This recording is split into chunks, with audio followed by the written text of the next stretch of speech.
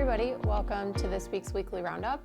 I'm sorry it's been a minute. There is so much going on around here, and I have a double-sided list for us today. So that is just a testament to how much great work's happening at the city. So I'm going to try to keep it short, but still very informative. And first things first, we have to start with the election. I just want to give a tremendous shout out to our city team and all of our election inspectors and poll workers and everyone that worked so hard to deliver this election. We had a very good election. I'm so thankful to our voters here in Watertown for coming to the polls, for doing a very, very important civic responsibility and doing it kindly. I think we saw so many examples throughout the country where that wasn't the case, but that was, we here in the city of Watertown did it the right way, and I'm so grateful to you all for that. I am really also proud to share that we had voter turnout of over 95% or more in all of our districts. So that is really a testament to how important this process is, and we're just really grateful that here in the city of Watertown we do it well and we do it right. So our poll workers are still hard at work, our election workers, not our poll workers. So our city team that's working on elections are still hard at work, kind of doing all this stuff to button up an election that's required. One of those things is getting participation recorded into My Vote. So if you're looking to see if your participation was recorded, please know that that'll could take a couple of weeks. We've been working on that, and we'll continue to work on that as we deliver city services. But I guess just to put a bow on it, please thank these people who are giving up their time. Of course, some of these election workers are paid a nominal amount of money, but really it is giving your time to ensure that these types of things run smoothly and run correctly. And we do it really well here in the city of Watertown. So please thank our city team downstairs. They're still working on the election down there. So if you come in today or next week, give them a thank you. They deserve it. Streets. So we are really close to buttoning up our street projects for the year. We will be doing a street project, I believe, on the 10th. Is that tomorrow? It's on the 10th. Check your calendars. We are doing milling and overlaying, which is important because it does interrupt traffic on streets. So here are a few to pay attention to.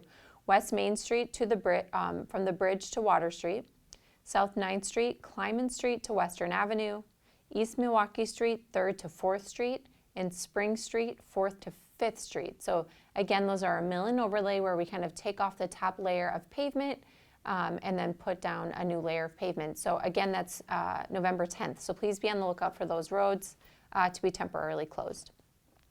We also have Hoffman Drive closed at the moment for some storm sewer work. We're hoping to complete that by Monday, but I do know a lot of people kind of go over by the river on the weekends, so I wanted to make sure to mention that one as well. In that same area of the community, we had a huge milestone this week. The Common Council approved the final development agreement for this portion of the work at the Rock River Ridge neighborhood. So this is the neighborhood on the former Bethesda campus. This neighborhood now with Lumen Terrace, which is the most recent development agreement that was approved. That is an apartment development, multifamily development that has 92 units. We've previously approved 18 twin homes and 78 single-family homes. So if you do the math, that's just under 200 new units of housing, which I can't even say without jumping out of my shoes because we need it so badly here in the city of Watertown. We know in Watertown we have around a 2,500 unit housing shortage. That's even more expanded throughout the region. And housing is so important. I always tell people it's the nucleus of everything. It's development, it's our little microeconomy, it's school enrollment, it's workforce. It really is an important piece of the growth and sustainability of our community. So knocking 200 off that need of 2,500 is a really good chunk, and we have some more in the pipe as well. The Riverwalk behind the apartments on South Water Street has been closed. We've been doing some work on the Riverwalk infrastructure and the bank there just to restabilize the shoreline and some of that infrastructure. We're hoping to get that reopened perhaps today or early next week. But if you're in that area or you use that section of the Riverwalk, we're getting close on getting that reopened. The Riverside Park bathrooms have understandably been getting some questions about those because we've buttoned up our bathrooms for the year in our parks, and this one did not get opened, and it won't get open for this season, but it will be open for next season. We're working through punch list items with the contractor that built that restroom, and so we should have that ready to roll in the spring when we open up restrooms. The bridge. So the bridge has gotten a lot of coverage, but if you haven't kept up, It was supposed to open November 27th. That was not going to happen. It got pushed then to midsummer. And we have been working very, very hard to get that timeline moved back up. So we are now able to set our eyes on early spring for the bridge to be reopened. In order to do that, we are going to see some extended hour work. So it's mainly going to be like 6 a.m. to 6 p.m., nothing too extreme.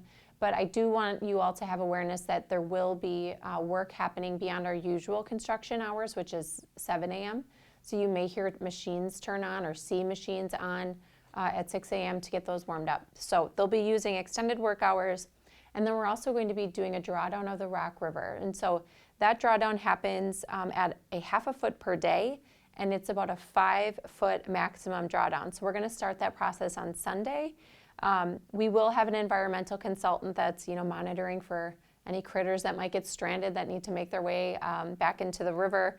And they will also be monitoring temperature. So there's a lot that goes into a drawdown of this nature, a lot of coordination with our dam operator, multiple state agencies, federal agencies. There's a lot that goes into it. And so we're going to go through that process. It'll take about 10 days. It'll stay down for about 10 days, and then it'll take about 10 days to get it back up to the level that is necessary. Because of this, boat launches between the dams will be closed.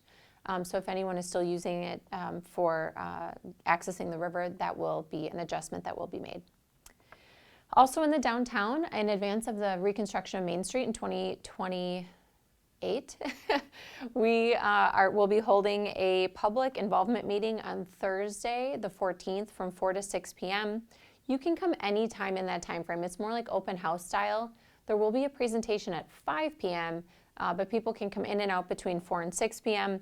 This is a public involvement meeting for the conversion of some of our one-way streets back to a two-way street. Things over at the fire station are going well. Check out the photos that we're working to post every other week on social media. Man, that building is really beginning to take shape. Framing's happening, concrete's been poured. It's really just remarkable to see the space that our fire department and area fire departments as well will be able to access with the training capabilities we'll have on that site. So we're hoping to have the building enclosed for winter. So if you're interested in seeing it, make sure you safely stay outside the fence, but you can get a pretty good view from the roadway. Leaf collection is obviously happening. There's copious amounts of leaves falling on the ground. Just check our social media. We're posting where we're at the beginning of each week, but I do want to give you a few reminders.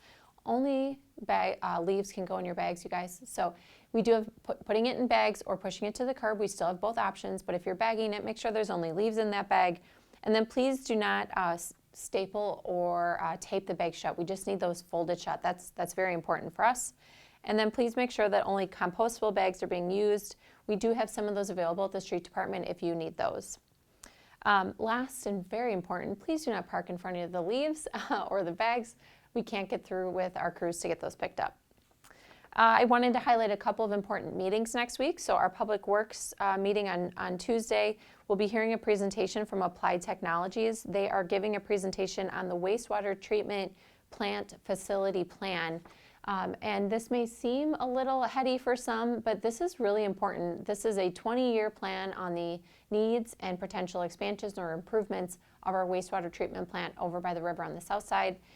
So if you're interested in participating in that, virtual in person is always an option for you. And then next week, the 12th, I will be having a mayor meetup at the Senior Center at 10:30 in the morning. Good time for you all just to drop in, ask any questions you may have. Yes, it's 10:30. Yes, I do them at various times during the day. So we try to do them in the morning, and the mid-afternoon, and in the later afternoon, evening. So we have one each month if that time doesn't work for you.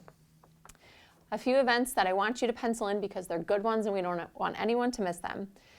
So this year we are doing the tree lighting on Saturday, not a Thursday. So Saturday the 16th, we'll be having the annual tree lighting.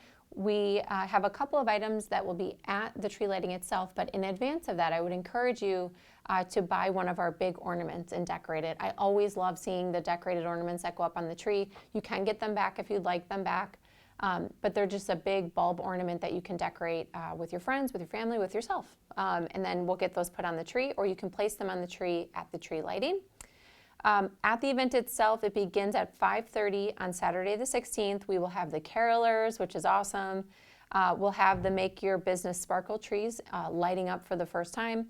We'll have free cookies and hot chocolate. And of course, it is the entrance of Santa. So the Santa and the Santa house will be there as well. And then on Sunday, December 8th, I'll mention this a few times, but please pencil it in, is when the holiday train is coming through town over at Brent Quirk. So it's 7:50 p.m. on Sunday, 12/8. We do not control that date, but we're glad that they're choosing to keep coming to our community. We will have some events beginning at 6 p.m. On the rec side, we are beginning to advertise for our events that happen when kids are off school for Thanksgiving break. One of those is an in-person family puzzle hustle. So if you have been winning our puzzle hustles, I think this is your time to come to the building and have a puzzle hustle brawl with other people that participate in that each time. So that's on the 27th from 1 to 4. We are registering right now for a lot of our adult and senior fitness classes, so check those out on the Facebook page. The library is hosting on November 13th a Thrifts and Pickers Roundtable. This is a monthly meeting to talk about your local thrifting finds.